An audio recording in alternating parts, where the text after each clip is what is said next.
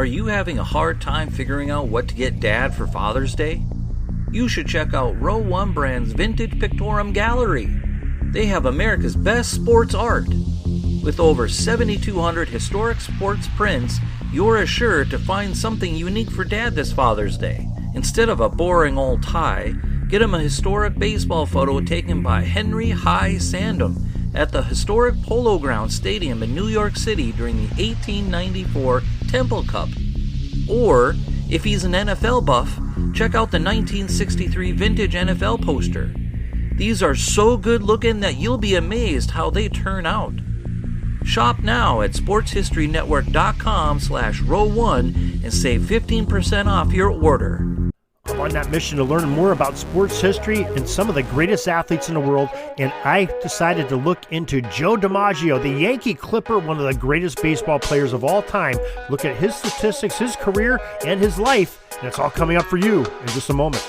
Hi, my name's Darren Hayes, and I know you've heard me on the Pigskin Dispatch talking about football history for years. Well, now I'm on a new mission, a quest to find sports history in other sports as well as football by learning through the jerseys and the apparel and the gear that the players wore and the franchises supplied their teams. It's an educational trip, and I'm taking you with me day by day, player by player, uniform by uniform. The Sports Jersey Dispatch.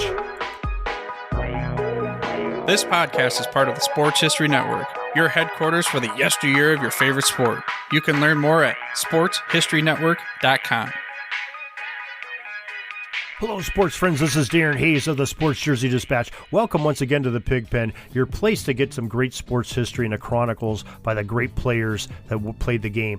Now, we have a very special episode we get to talk about today. One of the greatest baseball players. In fact, some claim he is the greatest baseball player to ever play Major League Baseball, and that's Joe DiMaggio.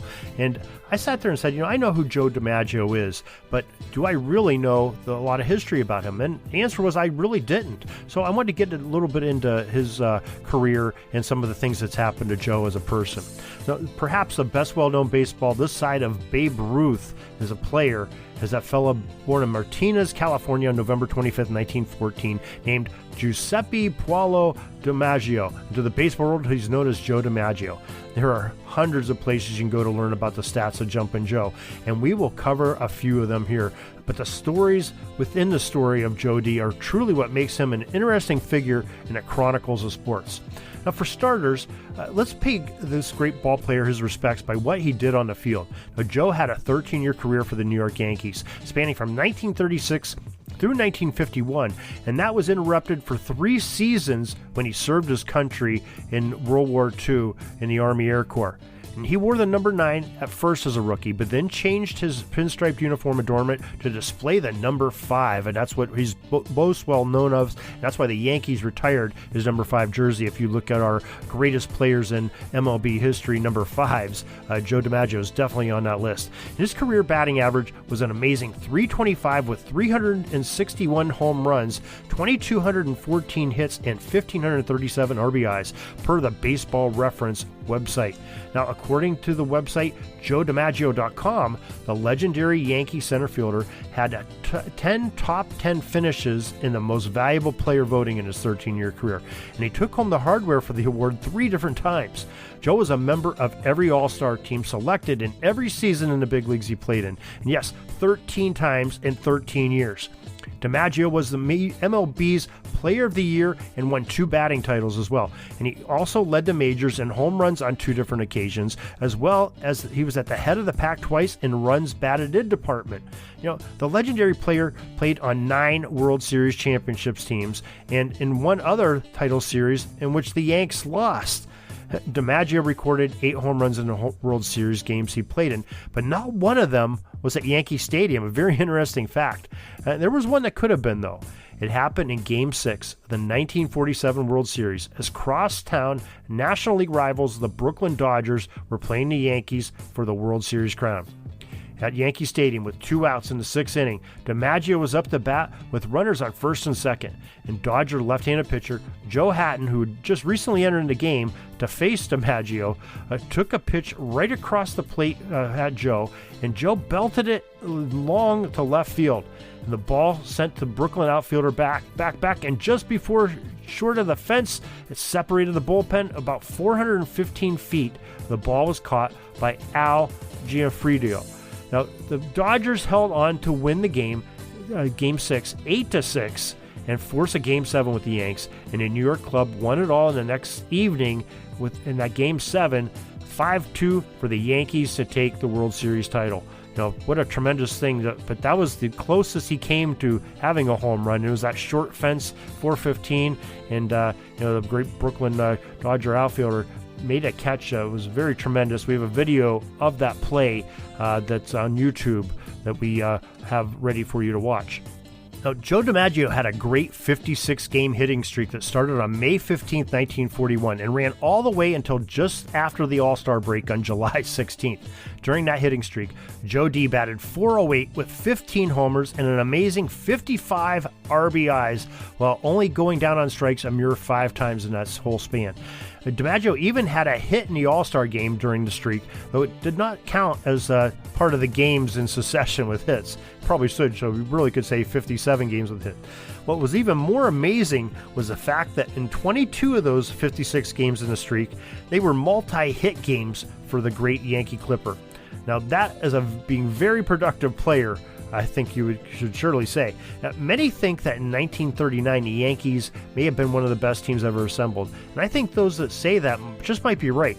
The Yankees that season finished with a record of 106-45. Joining DiMaggio in the lineup were names like Bill Dickey, Babe Dahlgren, Joe Gordon, Red Rolfe, George Selkirk, Charlie Keller, and Frank Crostetti. Now, the biggest star from the seasons past couldn't even play that much that year because of health issues. Yeah, that's the year that Lou Gehrig came down with the disease, and he had his number retired on June 21st of 1939 that season, as his health was in great decline.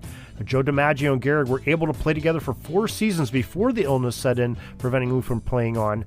And despite popular misconceptions, Babe Ruth did never play in the same Yankee lineup as DiMaggio. The Salt and the Swing retired 2 years prior to Joe joining the Yankees.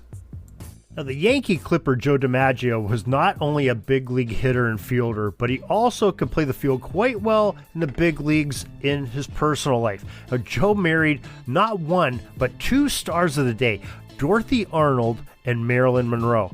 Now, for those of you who don't know who Dorothy Arnold is, she was a Hollywood actress who appeared in 15 Universal Studios films from 1937 to 1939, and a few more after that, so that's just the height of her career. She was starring alongside other big names such as Bela Lugosi, Robert Kent, and William Gargan. And she put her acting career on pause after marrying Joe DiMaggio. Now, they were divorced a few years later, and she did try to come back and do a couple films later in that. But, Dorothy Arnold, a great actress. And then Marilyn Monroe, probably the bombshell of all bombshells, and the one that's probably, whose picture was probably pinned up in more locker rooms and garages and places where young men would hang out than anyone else. And there is some interesting stories about Joe DiMaggio and Marilyn Monroe. And according to Ms. Monroe, Joe came up with a last-minute marriage plan that would fit each of their busy life's hectic schedules. Because, Joe was predominantly on the East Coast with baseball. He was retired from baseball when he started dating Marilyn Monroe, but he was still involved a lot with baseball, but mainly out in New York City. Marilyn Monroe, of course, the Hollywood glamour, she was pretty much on the West Coast. So they had some 2,000 miles separating them, and they'd get to see each other from time to time. But having time with your busy business life and all the events you have to go to, it was tough for them to have time to even date, let alone at the point where they got to where they wanted to get married. So Joe came up with this great idea. And he said, you're having all this trouble with the studio not working, so why don't we get married right now, is what he told Monroe. He had to go to Japan on some baseball business, and so he decided that they would make a honeymoon out of the trip.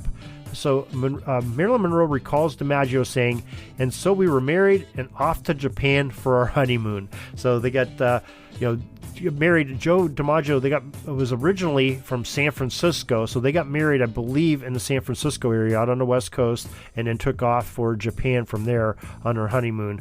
But that marriage, it lasted for a little while too, and then it sort of fell apart, unfortunately, too. And then after that, Joe DiMaggio became, he was an ambassador for baseball. I believe he coached in the major leagues for a couple years out in California, I believe with the Padres, if I'm not mistaken. And then he, became a spokesperson for some great products, Mr. Coffee, Joe DiMaggio, who can forget those great commercials with the brewing cup that he probably put a coffee pot in every single kitchen in America, got rid of the old percolators and got the coffees we're more used to now, where you put the grounds in a filter and pour the water in it, and then it does its trick in a few minutes. So Joe DiMaggio, Mr. Coffee, the Yankee Clipper, and all those other great things. So just some interesting tidbits and stories of Joe DiMaggio, his great baseball career, maybe one of the best baseball player ever to play. Who knows? But he is definitely in the top 3 or 4, that is for sure. And interesting lifestyle he has lived during his life on baseball field and in real life with his marriages and everything else, the other opportunities he got to do. So I learned a lot about looking into Joe DiMaggio, and I'm going to keep on getting my education here on my quest to learn more about sports history here on the Sports Jersey Dispatch in some future episodes. So stay with us. We're out a few times a week. If you're lacking some during the week, we have a daily podcast on pigskindispatch.com and the Pigskin Daily History Dispatch podcast. Favorite podcast provider, the same ones that have this show, the Sports Jersey Dispatch, and on the sportshistorynetwork.com. So make sure you check that out. Till next time, everybody, have a great sports history. Sorry, but my pitching coach just called timeout and he's coming out to the mound. I think I'm going to get yanked for a reliever. We'll see you back tomorrow for some more great sports history on Sports Jersey Dispatch Podcast. We invite you to check out our websites, jerseydispatch.com and pigskindispatch.com. Not only see the daily sports history, but to experience the preservation of great events and people that play the games. Find us on Pigskin Dispatch. It's also on social media outlets of Facebook, Twitter, Instagram, and don't forget the Pigskin Dispatch YouTube channel to get all your daily sports history. Pigskin Dispatch is happy to be associated with the Sports History Network, the sports headquarters of yesteryear, found at sportshistorynetwork.com. This podcast is part of the Sports History Network, your headquarters for the yesteryear of your favorite sport. You can learn more at sportshistorynetwork.com.